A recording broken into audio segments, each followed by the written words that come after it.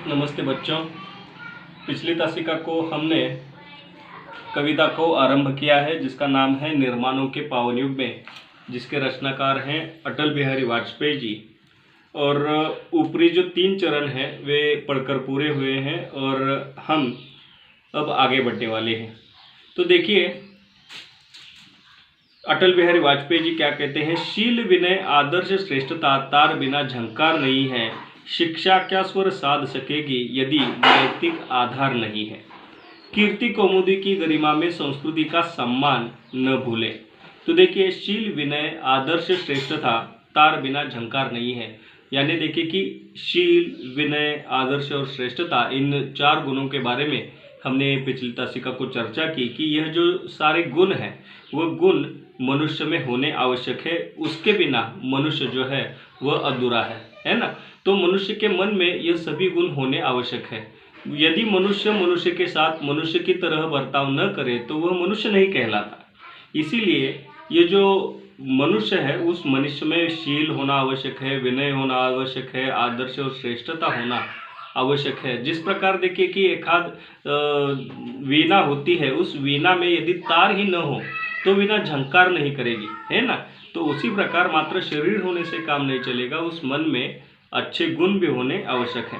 अब देखिए कि महत्वपूर्ण एक बात यहाँ पर कवि हमें बताते हैं, शिक्षा क्या स्वर साध सकेगी यदि नैतिक आधार नहीं है। तो देखिए कि शिक्षा जो हम लेते हैं उस शिक्षा का हमें अपने निजी जीवन में उपयोग करना चाहिए, यह बात बहुत ज़रूरी है। यदि हम अपनी शिक्षा की देखिए कि अपने निजी जीवन में उपयोग ही नहीं करते हैं तो वह शिक्षा केवल मात्र एक क्या होगा, ढोंग होगा। इसीलिए हमें क्या करना है, शिक्षा का अपने निजी जीवन में उपयोग करना चाहिए।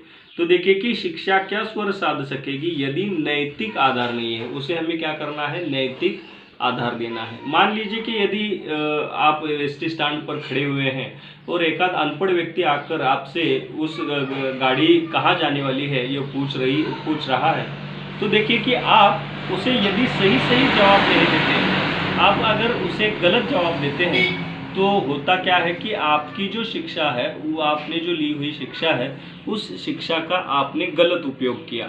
तो इसके कारण देखिए कि आपकी जो शिक्षा है वह व्यर्थ जा सकती है। यह एक छोटा सा उदाहरण है, बहुत सारे ऐसे उदाहरण हैं कि शिक्षा का हम क्या करें, अपने निजी जीवन में उपयोग करें। शिक्षा के कारण हम खुद सयाने बने और दूसरों को भी क्या करें, सयाने बने। अब देखिए कि आगे क्या लिखा है, कीर्ति कौमुदी की गरिमा में संस्कृति का सम्मान ना भूले। तो देखिए कि कीर्ति कौमुदी, तो देखिए कि मनुष्य जो है वह कीर्ति और कौमुदी के पीछे भाग रहा है ना। न जाने देखिए कि कितने देखिए कि ऐसे सभी सुख सुविधाएं हैं, उनको पाने के लिए ये क्या कर रहा है, मनुष्य अपनी सारी जो ताकत है वह लगा रहा है ना। तो कीर्ति कौमुदी है ना, मनुष्य देखिए कि अच्छा घर चाहता है, अच्छी गाड़ी चाहता है, अच्छा सा देखिए कि ऐशो आराम चाहता है। और ऐसी कीर्ति कौमुदी की गरिमा में, ऐसे परिवेश में हमें संस्कृति का सम्मान भी रखना है।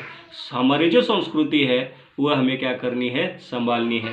तो संस्कृति क्या होती है, तो देखिए कि बहुत सारे ऐसे उदाहरण हैं कि बड़ों का सम्मान करना, छोटों को भी देखिए कि उनका भी ख्याल रखना या उनसे प्रेम करना। तो यह भी एक क्या है, संस्कृति है। अपना जो भारत देश है वह पूरे विश्व में एक देखिए कि सांस्कृतिक देश के नाम से आगे है ना। तो हमारी जो संस्कृति है, हम पत्थरों में भी देखिए कि ईश्वर का रूप मानते हैं, मनुष्य में तो ईश्वर का रूप मानना तो अलग ही बात है। हम भारत की जो सभी लोग हैं उनमें आज भी क्या देखी जाती है, मनुष्यता भरी पूरी पाई जाती है। तो ऐसी कीर्ति कौमुदी की गरिमा में हमें संस्कृति का सम्मान न भूलना है ना। हमारी जो संस्कृति है, अब यदि देखिए कि भूखा प्यासा व्यक्ति हमारे सामने आता है तो उसे रोटी खिलाना, उसे पानी पिलाना, यही हमारी क्या है, संस्कृति है। दूसरों की मदद करना, यही हमारी क्या है, संस्कृति है। और यही संस्कृति का हमें क्या करना है, सम्मान करना है। हमें यह बात नहीं भूलनी है। निर्माणों के पावन युग में हम चरित्र निर्माण न भूले, स्वार्थ साधना की आंधी में वसुधा का कल्याण न भूले। तो देखिए निर्माणों के इस पावन युग में हमें चरित्र का निर्माण करना है, अपने चरित्र को उजागर करना है, अपना चरित्र निखरना है और एक आदर्श व्यक्ति हमें बनना है। स्वार्थ साधना की इस आंधी में हमें क्या करना है, वसुधा का कल्याण, इस पृथ्वी का कल्याण करना नहीं भूलना है। अब देखिए आगे क्या कहा है, कवि क्या कहते हैं अटल बिहारी वाजपेयी जी, आविष्कारों की कृतियों में यदि मानव का प्यार नहीं है, सृजनहीन विज्ञान व्यर्थ है, प्राणी का उपकार नहीं है, भौतिकता के उत्थानों में जीवन का उत्थान न भूले। तो देखिए आविष्कारों की कृतियों में यदि मानव का प्यार नहीं है, तो आविष्कार तो नए नए आते रहे हैं, है ना, नई नई तकनीक आ रही है, नए नए प्रयोग हो रहे हैं, मनुष्य बहुत आगे बढ़ चुका है। अब देखिए कि मंगल पर रहने के लिए जाने की उसकी कल्पना है, बहुत सारे देखिए कि उसने शोध किए हैं, है ना। और ऐसी अवस्था में यदि मनुष्य के मन में प्यार ही नहीं है, तो देखिए कि उस आविष्कारों का कोई उपयोग नहीं है। तो यह बात हमें ध्यान में रखनी है कि आविष्कारों के साथ साथ हमें क्या करना है, मानवीय प्यार को भी संभाल कर रखना है, मनुष्य को एक दूसरे से प्यार से रहना चाहिए। अब देखिए आगे कवि कहते हैं कि सृजनहीन विज्ञान व्यर्थ है, प्राणी का उपकार नहीं है। अब विज्ञान जो है वो सृजनशील है ना, नए नए देखिए कि विज्ञान क्या कर रहा है, संशोधन कर रहा है। तो यह जो सृजनहीन विज्ञान हो जाएगा, व्यर्थ बन जाएगा जब प्राणी का उपकार नहीं है। हमें प्राणी मात्रा पर भी क्या करने हैं, उपकार करने हैं। जो भी हमारे मुख्य प्राणी हैं जिन्हें हम देखिए कि घरों में पालते हैं, तो उन प्राणियों का भी ख्याल हमें क्या करना है, रखना है। या देखिए कि जंगली प्राणी जो होते हैं उनकी भी हम क्या करते हैं, शिकार करते हैं, तो वह भी हमें क्या करनी है, छोड़ देनी है। और इन प्राणी मात्रा पर भी हमें क्या करनी चाहिए, दया करनी चाहिए। यह बहुत जरूरी बात है। भौतिकता के उत्थानों में जीवन का उत्थान न भूले। भौतिक उत्थान तो हुआ है ना, मनुष्य ने तरक्की की है, मनुष्य आगे बढ़ रहा है, कच्चे घरों से लेकर आज वो पक्के मकानों में रहने के लिए जा रहा है। अच्छा देखिए कि वो बहुत सारी तरक्कियों के कारण वह बढ़ रहा है आगे, है ना, सभी अच्छी अच्छी चीज़ें उसके पास उपलब्ध है ना। और ऐसी अवस्था में उसे भौतिक उत्थानों के साथ साथ जीवन का उत्थान भी करना है, जीवन को भी आगे बढ़ाना है, जीवन और उसे क्या करना है, समृद्ध करना है, समृद्ध बनाना है। निर्माणों के पावन युग में हम चरित्र निर्माण न भूले, स्वार्थ साधना की आंधी में हम चरित्र निर्माण न भूले, वसुधा का कल्याण न भूलें। तो इस प्रकार यहाँ अटल बिहारी वाजपेयी जी ने हमें चरित्र निर्माण करने के लिए कहा है, अपने चरित्र को उजागर करने के लिए कहा है। जो हमारे युग पुरुष हैं, उन युग पुरुषों का चरित्र हम देखें, पढ़ें, समझें और उनकी तरह हम क्या करें, आगे बढ़ें, उनसे भी आगे अच्छे हम क्या करें, कुछ कल्पना करें या उससे भी क्या करें, आगे बढ़े। तो देखिए यहाँ आकर ये जो कविता है वह समाप्त होती है। इसका जो स्वाध्याय है वह स्वाध्याय आपको लिखना है। कल्पना पल्लवन में देखिए, भौतिकता के उत्थानों में जीवन का उत्थान न भूले, इस पंक्ति को अपने शब्दों में स्पष्ट करना है। तो देखिए ये जो कविता की पंक्तियां हैं, भौतिकता के उत्थानों में जीवन का उत्थान न भूले। तो मैंने अभी अभी आपको बताया कि भौतिक उत्थान यानी क्या है कि भौतिक प्रगति है। मनुष्य कच्चे मकानों से लेकर आज पक्के मकानों में रहने के लिए गया है।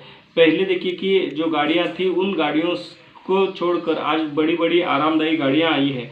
तो यह एक भौतिक उत्थान है। और इस भौतिक उत्थान के साथ साथ हमें क्या करना है, मानवीय उत्थान भी करना है। मनुष्य में भी हमें क्या करने हैं, बदलाव लाने हैं, मनुष्य और अच्छा काम करे। इस प्रकार उस काव्य पंक्ति का अर्थ है। उसके बाद देखिए लेखनीय में देश हित के लिए आप क्या कर सकते हैं, यह लिखिए। अपना जो भारत देश है, इस भारत देश के लिए आप क्या कर सकते हैं, इसके बारे में आपके क्या विचार हैं, इसके बारे में आप थोड़ा लिखिए। पर्यावरण और मनुष्य, इन पर आधारित कोई नाटक हो तो आप वह प्रस्तुत करें। साथ ही साथ देखिए कि आपको जो यहाँ पर संजाल दिए गए हैं, उन संजालों को पूरा कीजिए।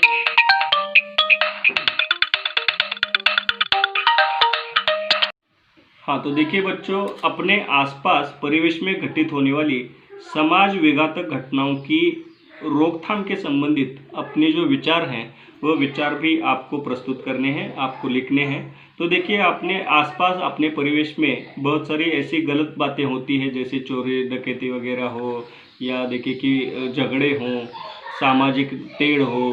तो इन सभी बातों को देखिए कि जो समाज विघातक बातें हैं, तो उन विघातक बातों के बारे में, उन रोकथाम के लिए आप क्या कर सकते हैं, इसके बारे में आपके जो विचार हैं वह आप लिखें।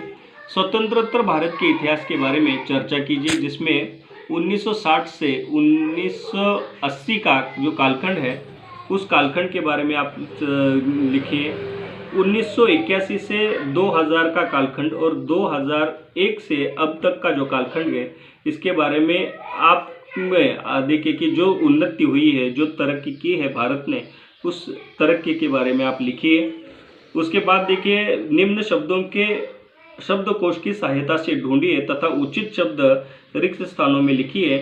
तो यहाँ पर एक देखिए कि 5 प्रश्न आपको दिए गए हैं। उन 5 प्रश्नों के सही जवाब आपको क्या करने हैं, यहाँ पर लिखने हैं। आपके के लिए यहाँ रिक्त कुछ शब्द दिए गए हैं। रचना बोध में आप क्या करें, इस पूरी कविता के माध्यम से आपको कुछ बातें समझ में आई हैं, वह आपको क्या करनी है, लिखनी है। तो चलिए बच्चों, यहाँ पर यह जो कविता है वह समाप्त होती है। इसका स्वाध्याय लिखिए और मुझे अपने निजी व्हाट्सएप नंबर पर क्या करें, भेजें। धन्यवाद।